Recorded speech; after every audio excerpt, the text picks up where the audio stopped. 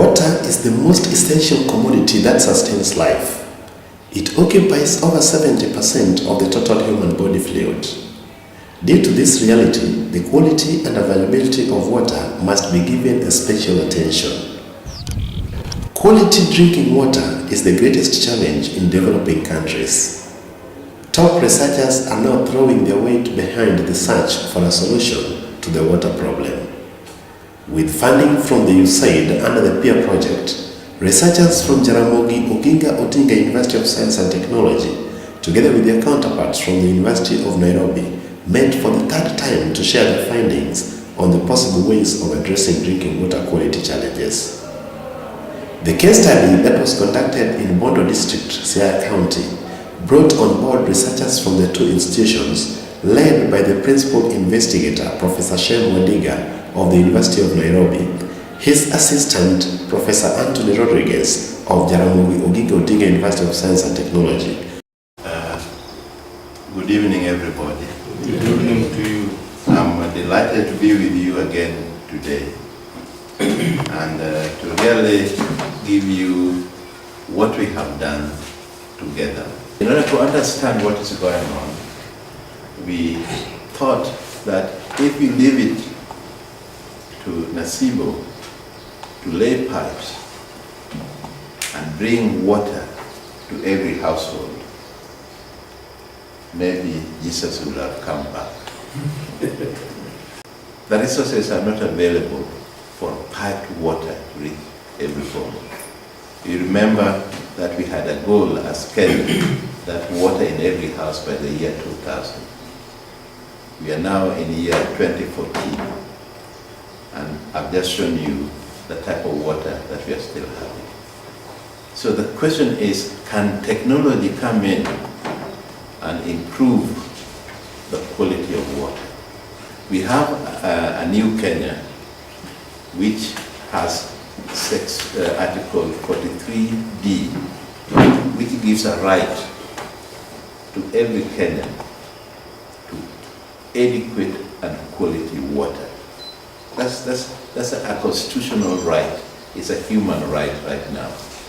So you and I know that we have a right, adequate and quality water, but the Constitution is silent. They don't tell us how they are going to achieve it. Parliament is silent.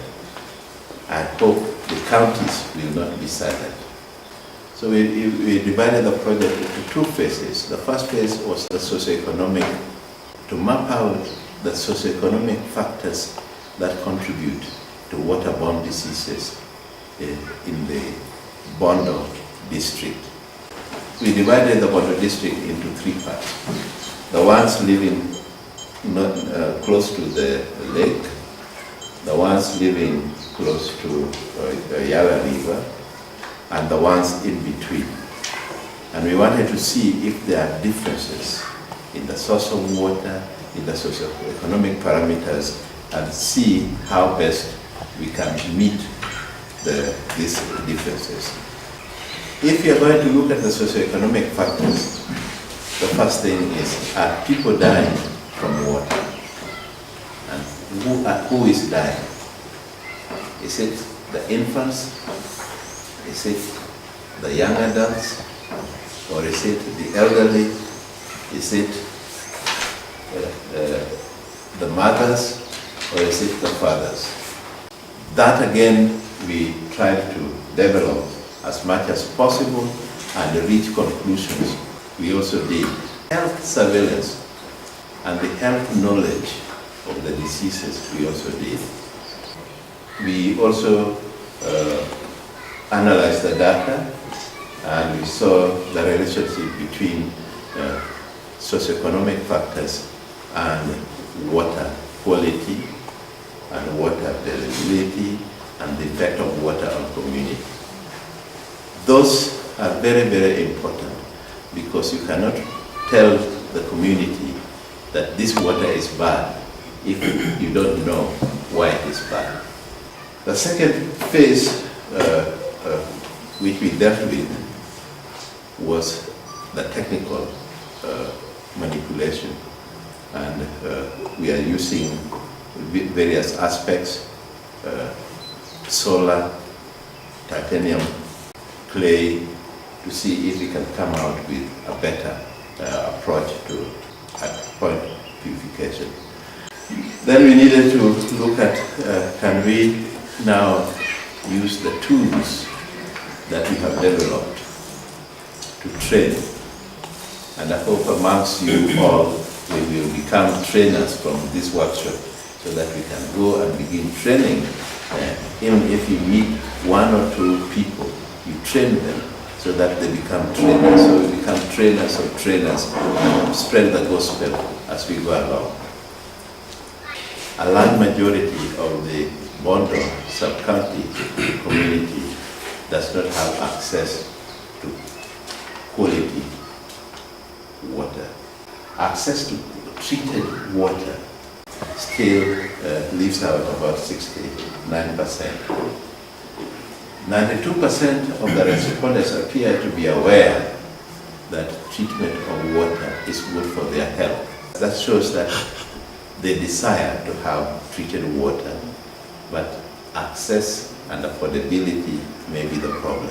Households that were affected by waterborne diseases and either were hospitalized or lost members of the family, we found that the predominant percentage came from the poor who earn 0 to 15,000 shillings a month. Children bear the brunt of the waterborne diseases.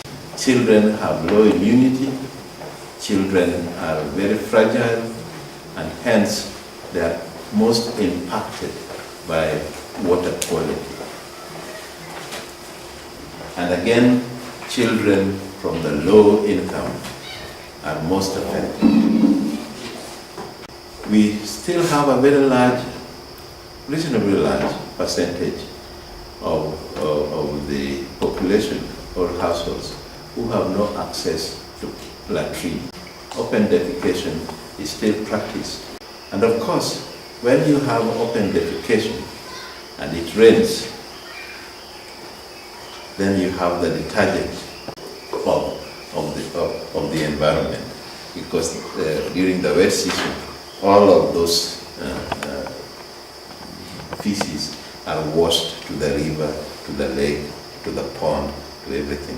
And you find that the E. coli count just shoots up during the wet season, much higher than during the dry season. We have to do something about the quality of water.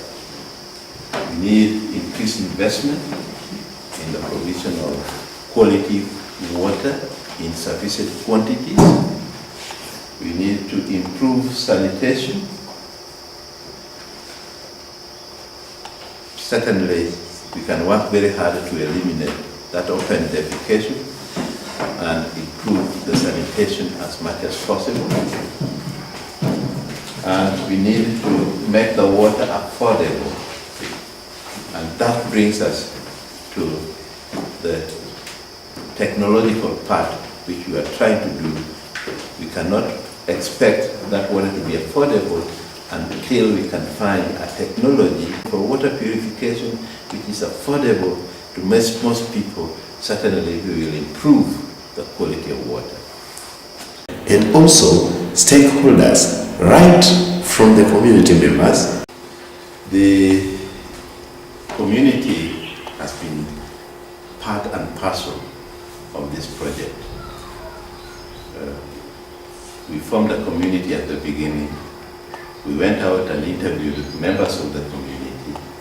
We are not going to see the community develop as long as we have poor quality water resources. If there is any participant to be considered as far as water quality is concerned, it is the community.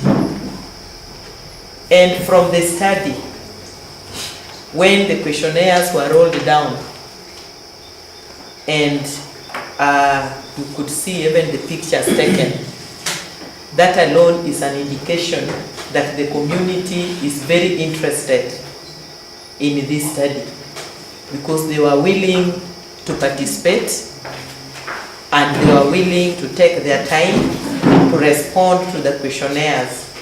Most of the sufferers are those poor individuals back in the community.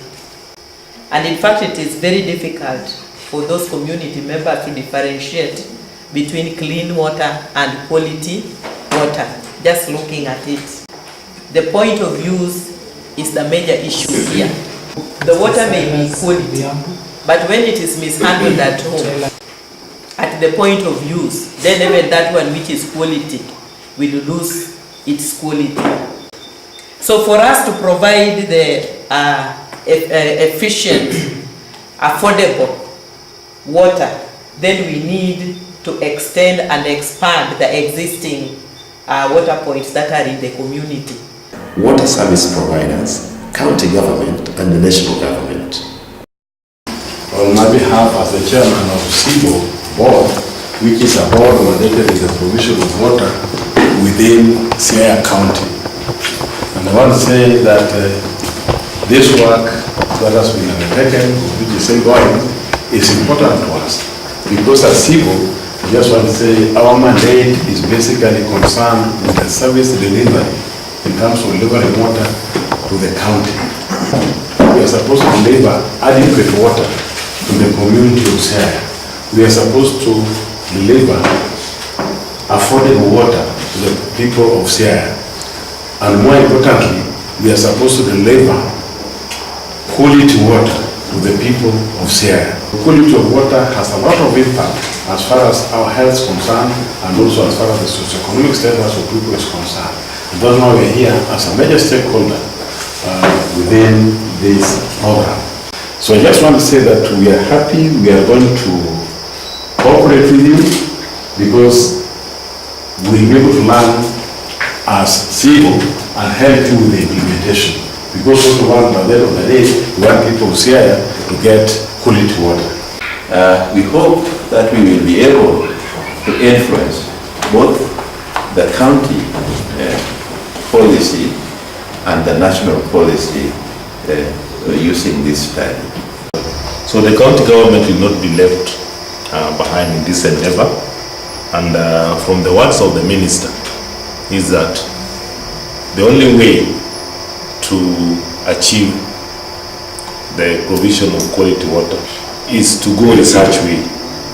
We must also appreciate that research in the water sector must take a leading role so that it can guide our interventions in certain areas.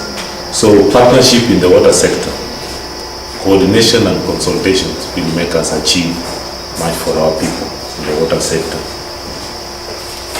I want to talk of challenges that the county government is now facing in terms of accessing this facility to our people. One, we are using electricity, which is too expensive. The other great challenge we have is the issue of conservation and preservation of our water sources. The water pans that we talk about, access to those water pans and how they can always be kept clean is also a great challenge. I'm happy to report here that the county government and SIBO are working together. Is it a week ago? We went around all of our major water units and we assessed their status and what is required. I'm also happy that the project comes in with the element of sanitation, the sewer system that must now be improved both in Siaya and Bondo. Those are the major towns that we have in the county. By January next year, we should now start enjoying better sanitation because we have a sewerage system and the water will be flowing. It's a matter of accessing it to the community now or at the household level. As a county government, we are willing to participate as partners in actualizing the recommendations that will come out of this workshop. It is with great hope that after the deliberations of this workshop are put to practice, then the demand for quality drinking water will be satisfied. We are hoping that this meeting will help us map out the way forward. What do we need to do to together, not us as the investigators, what we need to do together.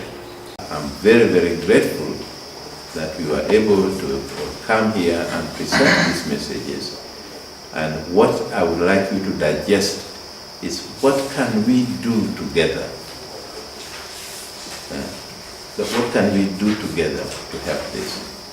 This project has been funded by the USAID, which is executed by the National Academy of Science, United States National Academy of Sciences, and I'm most grateful to them and to the researchers who have helped us carry through, and to you for being persistent and consistent. Thank you very much.